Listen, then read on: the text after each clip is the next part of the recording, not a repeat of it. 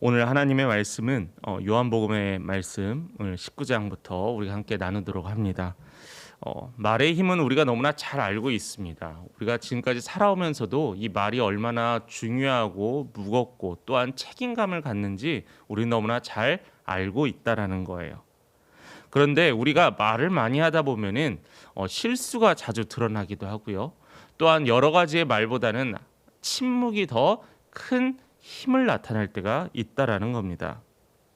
또한 우리가 이 말로써 사람들을 상처 주기도 하고요. 또한 우리가 이 말로써 사람들에게 상처를 받기도 합니다. 그런데 참 이상한 것이 우리는 상처받는 것만 기억을 해요. 그러나 내가 상처받는 것보다 상처를 주는 경우가 더 많다라는 겁니다. 여러 말보다 침묵이 더 무겁고 강렬하게 받아들여질 때가 있습니다. 어떤 사람이 계속 이야기를 하다가 충언을 하다가 어느 순간에 말이 없어요. 그럼 우리는 어떤 생각이 들죠? 왜 저 사람이 말이 없을까? 왜 저 사람이 나에게 아무런 말도 하지 않을까? 오히려 더 긴장할 때가 있습니다. 오늘 우리가 본문에서 예수님의 침묵, 또한 그 침묵의 뒤에 힘에는 담대함이라는 것이 있습니다. 예수님이 계속 말하지 않으셨다라는 게 아니에요. 복음의 본질인 복음에 대해서는 강력하게 선포하셨지만은 그 외에 자신을 항명하거나 변명하거나 또한 증언하는 것에 대해서는 철저하게 입을 다무셨다라는 겁니다. 우리가 오늘 말씀을 읽으면서도 보았듯이 빌라도와 유대 종교 지도자들 그 사이에서 긴박한 대화들이 왔다 갔다 합니다. 그러나 그 사이에 예수 그리스도가 있었다라는 거죠. 올바른 침묵은 우리가 영적인 분별력을 갖게 합니다. 복음이라는 것은 우리가 말로 떠드는 것보다 이렇게 침묵하고 선포해야 돼요. 예수의 십자가의 십자가에서의 고난을 묵상하는 사순절로 우리가 지켰고요. 또한 고난 주간으로 이렇게 새벽 예배를 드리고 있습니다. 사순절도 요즘 보면 참 안타깝습니다. 잊혀져 가요. 별로 중요하지 않아요. 부활절도 부활절일 뿐입니다. 누구에게나 달걀도 받고 또 누구에게나 부활의 기쁜 소식도 있었는데 그냥 단순히 코로나라고 책임을 회피하기에는 변해 있는 시간인 것 같습니다. 오히려 침묵해야 될 것은 침묵하지 않고 침묵하지 말아야 될 것은 침묵하는 요즘의 세대가 아닌가 돌아보곤 합니다.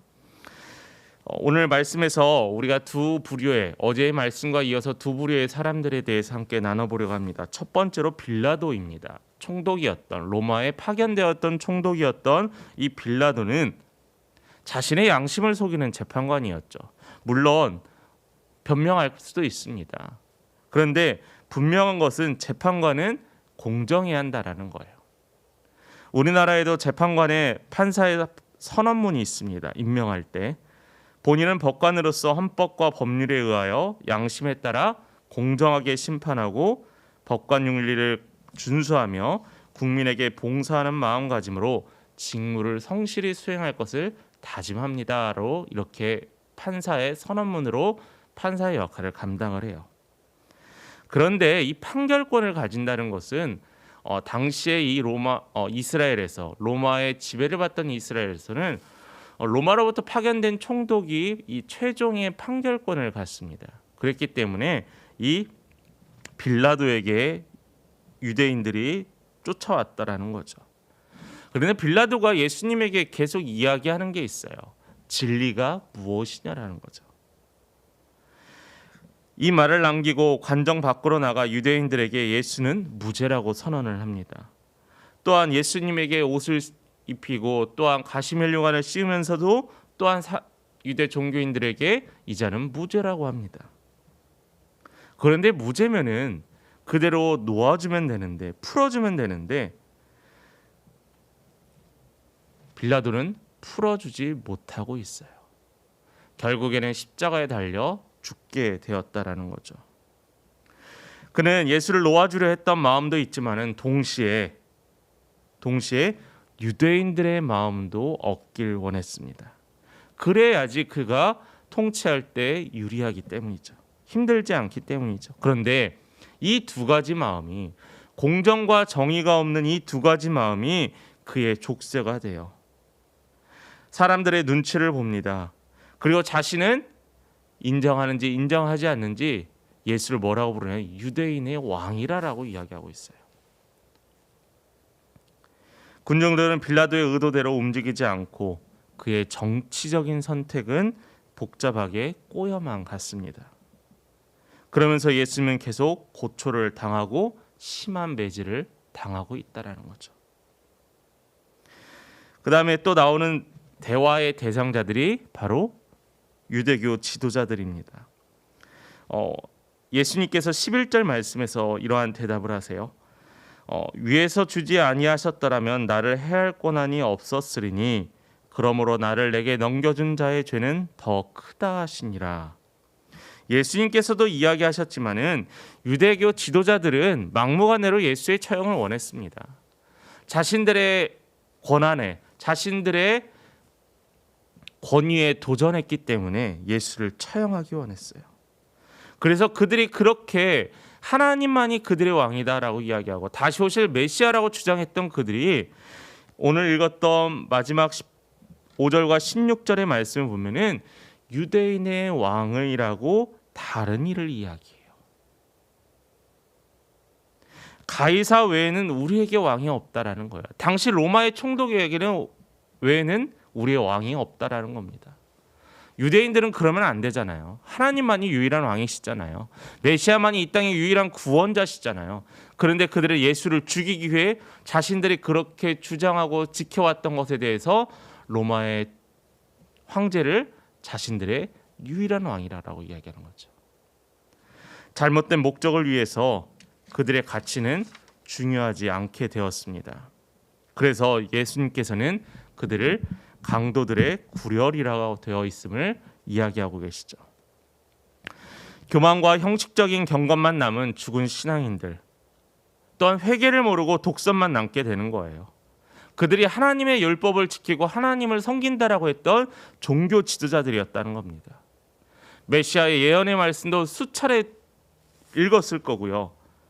또한 이 이방인인 빌라도와는 분명히 입장이 달랐습니다. 그런데 그들이 예수를 못 받게 시켰어요. 그러므로 결코 유대교 지도자들과 유대인들의 죄를 작다고 말할 수 없게 되었습니다. 오늘 말씀의 제목에 보면 담대하신 예수 그리스도라고 했어요. 이 두 부류의 서로 간의 핑퐁 게임과 서로 간의 잘못된 행동을 전가하면서 이 가운데 있었던 예수님은 어떤 마음이셨을까요? 슬프기도 하셨겠죠. 그런데 예수님께서 대화하시고 침묵하시며 또한 복음에 대해서 말씀하셨을 때는 분명하게 예수님은 담대하셨다라는 겁니다. 잠시만 유대인의 왕이라고 이야기하지 않고 이 자리를 피할 수 있었어요. 빌라도에게 조금 더 인정을 구하며 용서를 아니면 풀어줌을 바랄 수 있었어요. 그러나 예수님은 복음 외에는 그 어떤 것도 요청하지 않았습니다. 말씀하지 않으셨다는 거예요. 우리는 나에 대한 해명을 어떻게 해석하고 어떻게든지 오해를 풀기 위해서 발버둥을 칩니다. 그런데 우리가 예수 그리스도, 교회, 복음에 대해서는 얼마만큼 우리가 반증하고 또한 이를 위해서 설득하기 위해 노력하는 겁니까? 예수님께서는 이러한 어려운 상황 가운데서 매질을 당하고 가시면류관을 쓰고 사람들로부터 희롱을 당하시면서도 예수님은 침묵하셨어요. 그 침묵의 힘은 어디서부터 출발하냐면은 예수님의 끊이지 않는 기도의 습관부터 시작되었다라는 겁니다. 겟세마네 동산에서 기도하셨고요. 또한 예수님은 늘 사역하시면서 기도하셨습니다. 그래서 말해야 될 것과 말하지 말아야 될 것, 말해야 될 때와 말하지 않아야 될 때를 분명히 구분하셨다라는 거죠. 담대히 본질인 복음에 대해서는 강력하게 말씀하셨고 그 외의 것들은 침묵이었습니다. 포기가 아니었습니다. 예수님께서는 이 침묵을 통하여서 자신이 오신 목적, 예수는 이 땅을 구원할 하나님의 아들 독생자 예수라는 것에 대해서는 정확하게 선포하셨다라는 거예요. 죽음이 눈앞에 있었을 때 우리에게 이러한 시사하는 바가 있습니다.